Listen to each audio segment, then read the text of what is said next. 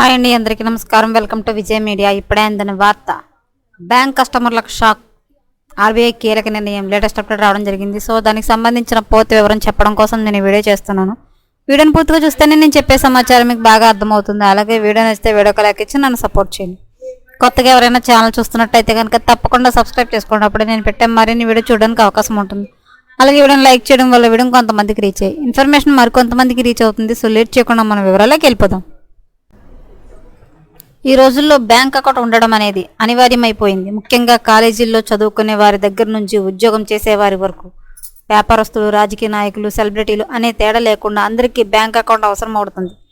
చాలామంది ఒకటికి మించి కూడా తీసుకుంటారు. అయితే బ్యాంక్ సేవింగ్స్ అకౌంట్లో ఎంత నగదు డిపాజిట్ చేసుకోవచ్చు, దీనికి ఏమైనా లిమిట్ ఉందా తెలుసుకుందాం. బ్యాంక్ అవసరాల కోసం చాలా మంది దగ్గర ఒకటికి మించి బ్యాంక్ అకౌంట్లు ఉంటాయని చెప్పొచ్చు. చదువుకునే విద్యార్థుల దగ్గర నుంచి మొదలు ఉద్యోగస్తులు, వ్యాపారస్తులు, సినీ, రాజకీయ, క్రీడా ప్రముఖులు ఇలా అందరూ బ్యాంక్ అకౌంట్ వినియోగిస్తుంటారు. ఇందులో savings account, salary account, current account ఇలా అనేవి ఉంటాయి. ఎక్కువగా సేవింగ్స్ అకౌంట్ వాడుతుంటారు. ఇక్కడ మనం డబ్బులు నిల్వ చేసుకోవచ్చు. ఇందులో డబ్బులపై వడ్డీ కూడా చెల్లిస్తూ ఉంటాయి. కొన్ని బ్యాంకులు జీరో బ్యాలెన్స్తో పొదుపు ఖాతాలని ఆఫర్ చేస్తుండగా మరికొన్ని కనీస మొత్తం డిపాజిట్ చేయాలని చెబుతుంటాయి. ప్రభుత్వ ప్రయోజనాలు పొందాలన్నా, పాన్ కార్డ్ కోసమైనా, శాలరీ పడాలన్నా, డబ్బుల్ని దాచుకోవాలన్నా బ్యాంక్ అకౌంట్ కావాల్సిందే.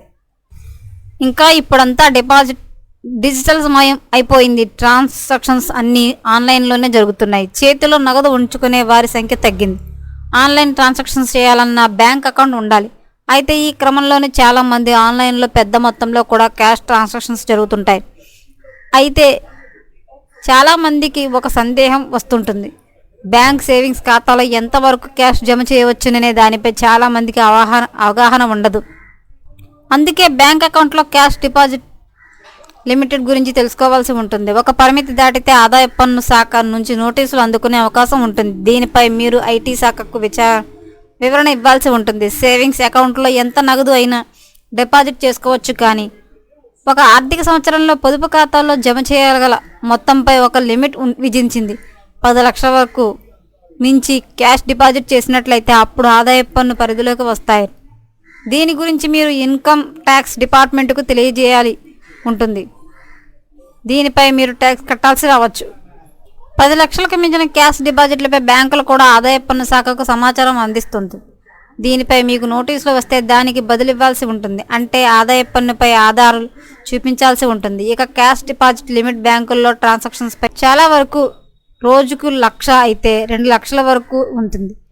50,000 పైన డిపాజిట్ చేస్తే పాన్ కార్డు ధృవీకరించుకోవాల్సి ఉంటుంది. ఎప్పటికప్పుడు మరిన్ని లేటెస్ట్ అప్డేట్ల కోసం మన ఛానల్ తప్పకుండా సబ్స్క్రైబ్ చేసుకోండి. Thanks for watching.